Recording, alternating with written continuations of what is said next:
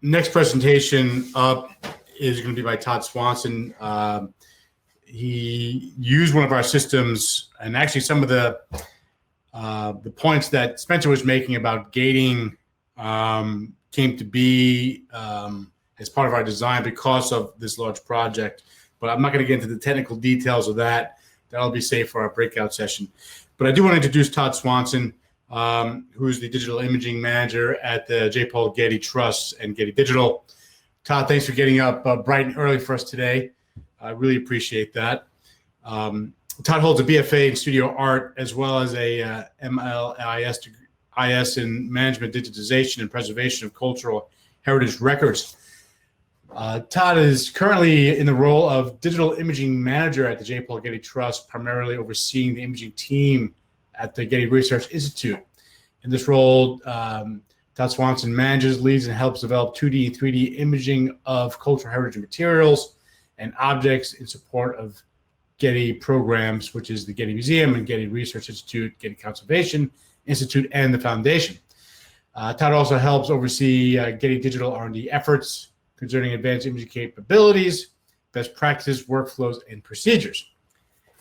Todd, thank you again for participating today. I'm going to turn off my camera and mic. All right. My turn. Okay. Thank you, Peter, for the introduction. It's always a pleasure to present at this. All right. Well, thanks again, Peter, and thanks again, everyone, for the opportunity to talk about this project and the nice introduction. So I'm here today to talk about a project that the Getty worked on, the Getty Research Institute specifically. That's Ed Ruscha's Streets of Los Angeles archive, a digitization project. And the focus of this was on reel-to-reel 35 millimeter, basically motion picture film. And so I'll get into that here, which keyboard, there we go. So the Streets of Los Angeles archive is a collection of Ed Ruscha's photographs of Sunset Boulevard, Hollywood Boulevard, kind of these major avenues and boulevards that run through Los Angeles. And that collection ranges from 1965 to 2010. The Getty acquired it in 2012, and we've just now recently finished the project. And it consists of his notebooks that document these street shoots, contact sheets, strip film, bundles of cut strip film, and really most importantly, kind of for this project, is the reel-to-reel film. So it's, again, 35 millimeter, mostly negative black and white film, and some color film as well. And so really what the work focuses on, Ed's work, are these street shoots. And so what he would do is it's kind of like early Google Street View. He and his brother and kind of his team would set up a camera in the back of a truck and a van and different kind of vehicles through the years, and systematically go up and down these boulevards, essentially making large panoramas of overlapping panoramas of the entire boulevard. So in this case, we'll focus on Sunset Boulevard. And that resulted in kind of one of the books he's most famously known for is Every Building on the Sunset Strip. So those street shoots were then produced out into a book, which is an artist book. It folds out to be 27 feet long. And so basically what it is that panorama of every building on Sunset Strip going eastbound and then coming westbound. And so if you're not familiar with Sunset Boulevard, it is a relatively famous street, but here's a map of Los Angeles, or part of Los Angeles. That blue line represents Sunset Boulevard, which begins or ends, whichever side it is, at Pacific Coast Highway, right on that border of Santa Monica, Malibu, kind of near where the Getty Villa is, if you've ever been there. It then cuts up through some residential area, passes the Getty Center by the 405 intersection there, and then goes all the way to downtown Los Angeles near Union Station. And so it really covers a huge range of what Los Angeles is, from kind of residential to commercial to corporate areas. So for some perspective here, Sunset Boulevard is 25 miles long. Ed shot it across decades. So he would do the same shoot over and over again, going up and down. So about 14 shoots in total. And of course, you'd go not only up one way, those 24 miles, but come back down the other way. And you can imagine that to capture this in overlapping kind of panoramas, that's a lot of film to digitize. So it's over 100,000 images. And to more eloquently talk about who Ed Ruscha is and what the digitization project goals were, I'm gonna let a video play for a few minutes that kind of describes just that, and then I'll jump back in and we'll focus on the work that was done. But I think this gives a good introduction to kind of the significance of the archive and what the goals were. So I'm gonna mute and then play a video and come back.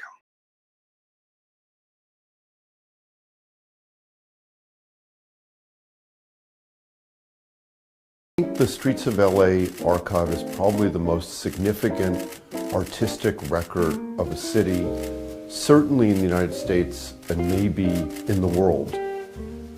Ed doesn't like being called either a pop artist or a conceptual artist, but his paintings of both words and things like gasoline stations, diners, were absolutely fundamental to our vision of what pop art is. And then his photo books really helped define what a deadpan conceptual art was right at the beginning of that. And he was systematically photographing the major streets and boulevards of LA from 1965 until today.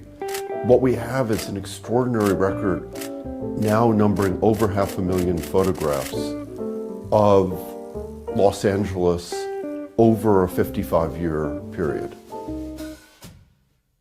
When I moved to California on June 25th, 1973, a week later, I went on the first shoot with Ed in the back of his Datsun truck.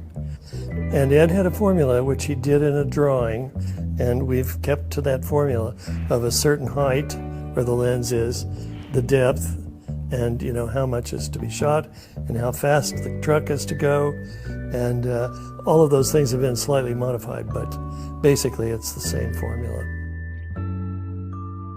The key to the Streets of LA project is really access, because these hundreds of thousands of photographs that document LA changing over the decades have really been locked away, inaccessible to scholars, inaccessible to the general public, inaccessible even to Ed Ruscha. The work that I have done that is now in that archive is not finished, and I continue to explore that same technique of going out on streets and recording the streets. Well, it's been interesting working with Ed on the project because he's been extremely excited to see these images come to life through digital means. For that reason, it's a living organism, and it's not a cutoff. There's no cutoff date on it, so it's got very vivid possibilities.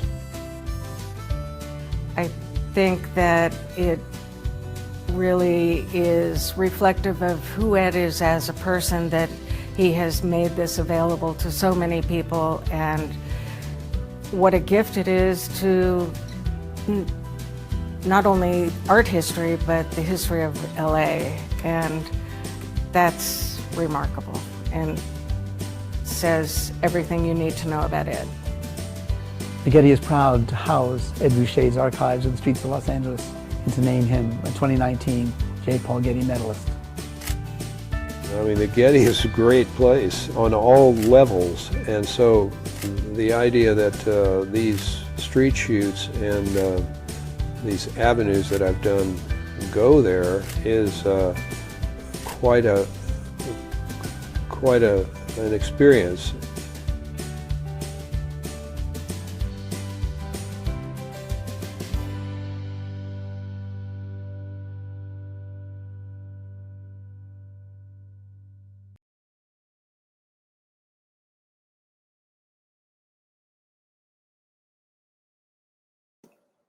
All right, let me get back to my slides here. Let's see. Here we are. stop the video. Okay. No. Yes. Thank you. All right. So I hope that video, well, at least personally, I think it did probably a much better job than I was able to of describing Ed and the higher level project goals and why it's important for, again, like they say, art history and the history of Los Angeles. I think there's a ton of research that can be gleaned out of that isn't necessarily dedicated to Los Angeles or art history. But we'll see in the coming years, how that gets used in the larger community.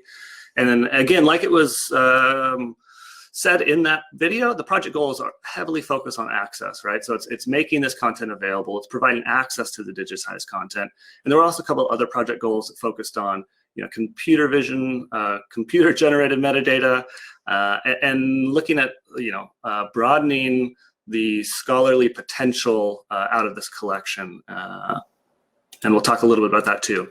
So here's the project timeline. You can see that digitization was slotted for a little over a year. That's to encompass some planning. We put in 1 year of effort into digitizing the content, and of course the other surrounding workflows to make that all possible, and then ultimately making it available to the public, which it was just over the last month in separate waves. Most recently, I think last week, with a project that I'll share the link at the end if you haven't seen it already. And of course, to talk about any project, you need to give credit where credit is more than due, and that's people that really did the work. Some of you knew Chris Edwards. He was fundamental in kicking this project off. His vision, working with Ed Ruscha, working with the Getty Research Institute and the Getty Digital team, really brought this project to fruition. And it's nice to be able to finally show that content out, so a big credit to Chris and his work. And of course, the other teams that are associated with the projects, which include, probably most importantly, in my opinion, the imaging team. So big shout out to the imaging team, which would be project managers from the GRI, Lindsay, John and Laura as the lead and senior photographers, and then Brendan and Tavo for doing the imaging work. They were the ones that were actually kind of producing the images. All right, so step back into what we were actually looking at. So we sent a pilot reel out. So this is what the content looks like. It's reel-to-reel, 35 millimeter, black and white negative film. Being in Los Angeles, there's several kind of Hollywood cinema-based digitization vendors near us. So we sent out a pilot reel to a couple of those. On these reels, you can see there's about 8,600 frames, which consists of 43 rolls. And so the method for how they made these rolls varied through the years, depending on the size of film they would buy. But they essentially buy, like a 55-foot roll of motion picture film, and then they'd cut it and then put it back onto reels and then tape it back together and put it on the large reel. So it consists of 43 rolls on a single reel in this case. We sent it out for services, and we weren't quite happy with the results that we got from the vendors. So what we decided to do was try to benchmark that, doing some internal capture.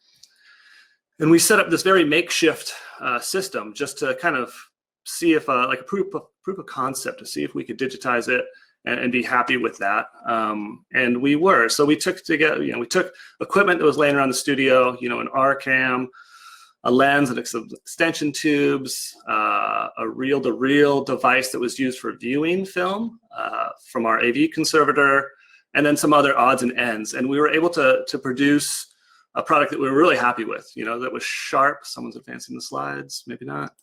That was sharp, hit the resolution specs we were looking at. Of course, this is not a scalable solution. So I think what we did is we proved that we could do it in-house at a quality that we felt good with, but we needed a better solution. So we worked with Digital Transitions, and they helped us in creating a reel-to-reel solution. And this is essentially a tabletop solution. I believe it fits over or kind of works with the Atom in the film scanning kit. And what you can see here, this is the only, I'd love to have a video of this in use, but I don't. So I'll kind of describe it the best I can. And so it's a tabletop solution. There's individual hand cranks. You can see Tavo here with his left hand on one of those cranks to advance the film through the system. A series of rollers to keep the film kind of taut and straight as it advances through. There's a brush system to kind of remove dust and debris. So it's a little brush that as the film advances, it tries to clean it off. And that's basically how it works. You advance slide by slide through, and it made it much easier for us to work with. What's not a digital transitions product, I'm sure you can guess, are these kind of steampunk exhaust systems. That's a Getty Facilities solution there. Some of the film was experiencing some vinegar syndrome. So we were, basically filtering the air out. We had an internal filter and an exhaust system to take air out, just to make it a little more comfortable for our operators. And what else do we have here? Yes, so more or less, that's the solution that was created for us.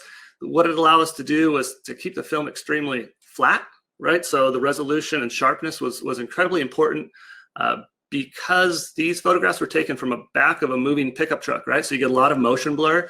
If you're just doing a quick visual inspection, sometimes the film looks like we didn't capture it sharp.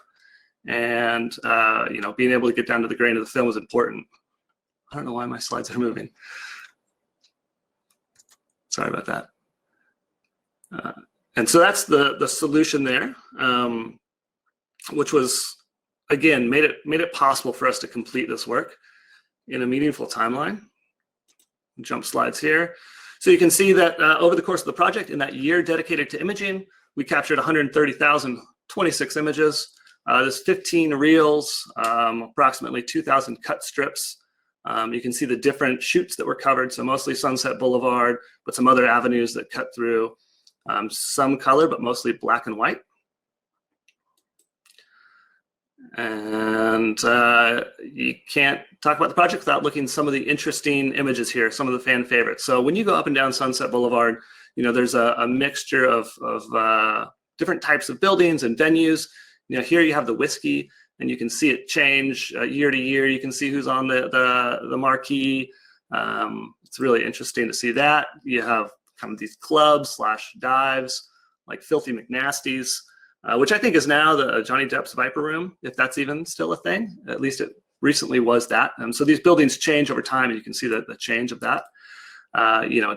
Dive bars and cool cars, theaters, and who's on the marquee? I think you have Back to the Future on this one. Hotels, motels, and again, just cool cars. There's a ton of potential in there. So we made this viewable and accessible to the public through a newly created system, the Research Collections Viewer at Getty. So you can then go into essentially this entire collection, the digitized collection, see full metadata in a hierarchical structure. All the images are presented, it's all full IIIF, so it's presented in IIIF. And I couldn't hear what you said. Whoa, close that up. Presented in IIIF, so you can take advantage of all that, kind of deep zooms and, interoperability. Advance my slide. We also worked with Stanford and their Geospatial Information Center, as well as a company called Brain Food, to put together these kind of mock projects to inform our research projects that were associated with this. And we then basically, you see the map in the middle. We pulled in geospatial information maps. We GIS tagged all of the images. So you align that with tax assessor information, anything we thought people could potentially leverage as information points, kind of these data points to help them with their research. You can see on the right side here, the same view advancing from year to year. On the bottom, you have the entire reel for that particular subject. You can click on any of these buildings and it takes you right to that particular spot. Really interesting. We ran Google Vision API on these, extracted content like vehicles, as well as pulling text off of signs. So we experimented with that as well, which is really interesting. And then most recently, kind of the new shiny toy here is 12 Sunsets. So this is the product, the web app that was most recently pushed out by Getty. And this is an interactive tool that allows you to access all of this information. And I wanted to share the screen, but it doesn't work so well apparently in this platform. So I think a link will be shared with all of you so you can navigate through it. And I'll kind of talk through these steps here. So this is the landing page here. And essentially what you do is you drive up and down the boulevard with this car. You can either click and drag on the map You can advance with the left and right keys, and the car moves up and down. And along with it are the moving images, kind of eastbound, westbound, right? And you can choose your car, which I like the Datsun truck personally. You see where you are on the map, and you can drag to it directly. You can add years in, you can change the year, so you can look at multiple overlapping years, or you can just focus on one specific year. You can, let's see, add another year into it. You can flip the street, so the eastbound becomes the westbound on the top or bottom.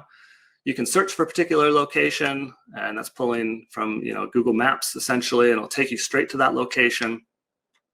You can sort in that sort button in the upper right and look at the metadata that was pulled off, through the machine learning, computer vision stuff. And then ultimately you can click on each of these images, which takes you back to the catalog record, or the record in the research collections viewer, which presents the IIIF image. And then you can zoom into it and navigate through the street that way as well. Really interesting stuff. And you can look at a whole overview of the map and just pick a point as well.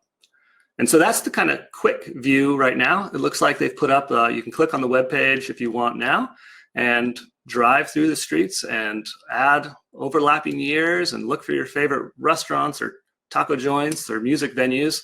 It's really interesting. And, it was, again, made possible in part by that film solution. So big credit to Digital Transitions. And I didn't mention that we also sent a ton of samples to phase 1 to help the auto cropping part of it all. So that was another big part of it. And so thank you for making the project possible, at least in the time frame that we had. And I'll wrap it there. So thank you very much, everyone. And I'm not sure how much time is left, if it's Q&A or if it's breakout room. Did great time-wise. Thank you again. That was really, really interesting project, and just the way you guys delivered all that information is just fantastic. We definitely have time for some This Q&A. is more of a comment, less of a question. Oh, okay. This came from Genevieve. Hi, Todd. Good to see a familiar face. Looking forward to the presentation. Thanks, Genevieve. Yes, I see you there. Thank you for that. Genevieve's on our team. She's an imaging technician. Awesome. Yeah. First questions from Clara. Very impressive system, but aren't you afraid of the brush might scratch the film if the dust or debris gets into it? Yeah, I mean, we do work with our conservation teams. I know everything was cleared through them. When this system was built, I was not at Getty, so I can't speak to how they made that assessment. Aside from, it is modern. It's a modern film stock. I don't think it's a concern, at least from my standpoint.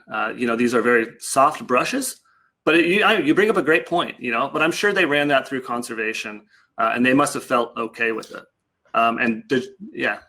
Doug might chime in on this because he was the Sure. R&D project lead for this, and I believe he worked quite closely with the Getty and their conservation team about anything that was being added to The the request system. at the time was that a magnetic system be available so that a brush could be slid into place. A brush was selected. That brush is not a permanent installation on the bench. It is magnetically adhered, so can be added or removed based on the film stock or conservation decisions. But it is a film brush intended specifically for dedusting film. So I think the conservation assessment was that it was, in this case, okay, but I do not claim any expertise specifically on film emulsions and brush. Thank you, Doug. Next question. This is coming from Ben. Hey, isn't that the Getty under construction at the upper left in there? Yeah, that is, so Ben's talking about the landing page for the research collections viewer. Mm-hmm. And that is the Getty under construction. So Sunset Boulevard runs right by where the Getty was built. And that was probably 95 or so when the Getty was under construction. And it was captured in Ed's documentation of the street. So yeah, we get to see our own building in construction through his work. Thank you. So good eye, Ben. The next question is from Paul David. 2 questions. What was the involvement with Ed Ruscha as a living artist like? Consultant, collaborator, editor, approver? And how did the final product evolve during the course of digitization? Those are great questions. Is this Closely related PD? questions, though. Yeah. So yes, I will say that I was not directly involved with Ed on this. A lot of that was Chris's role, and I know he got to know Ed quite well. Ed worked with Getty and Getty Digital all the way up into this last week to approve final designs on that 12 Sunsets project. It sounds like everyone really enjoyed working with Ed. You know, I personally didn't get to work with him. I met his brother, Paul, and he was a great guy. But you know, he does have a certain vision of his work. I think he's mostly excited to get it out there. You know, his feedback, I think, was, you know, more design related. But to have it digitized and have it made available, you know, again, in that video, you hear him talk about it being a living organism. So I think he's excited that we can expand upon it. If there's more shoots in the future, we can add to it. And just, again, making the content available was a big win, I think, for him. So I think all in all, from what I understand, he was easy to work with. He was very involved in the project all the way up until, you know, a week ago, 2 weeks ago, with the final go ahead to push out 12 Sunsets. Nice. Nice. And then Dougie had a follow up on that, or someone else did? Almost the same question about working with the artist. Okay. This is Genevieve. Actually, to re-express an earlier comment as a question, are you able to speak at all to what went into the back end to make this digital exhibit possible? Metadata, coding, website design. And to add to a already involved question, I'm going to put up another one that is related. Okay. Added to that, and can you please discuss any of the AI elements of this project and how this research portal interfaces with digitized materials at other institutions? That came from Justina. Yeah. Okay. So the first one was Genevieve's about the back end work that goes into. Can you pull that one back up just so I can see the different components of that? It was metadata, no, metadata coding, website Genevieve. design. Yep.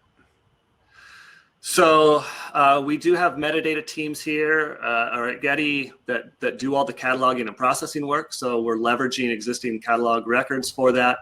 The design of the website, we worked with a company called Stamen on that, and Getty Digital. So we have a department of, you know, web developers. And so we leverage our in-house expertise in our development team and our software teams. And then we also work with external partners like Stamen to bring this vision to life, right? So we realize we can do a lot. We can't do everything, but we can do quite a bit. So we ask for help and we seek help when it's needed. We try to do what we can when we know we can do it well. The metadata part, again, we're leveraging metadata from our existing teams. I think maybe I got that one. The AI part was a test, a project test that we ran through. A lot of the results that we got back, kind of the vanilla of Google Vision. I wasn't the project manager for that.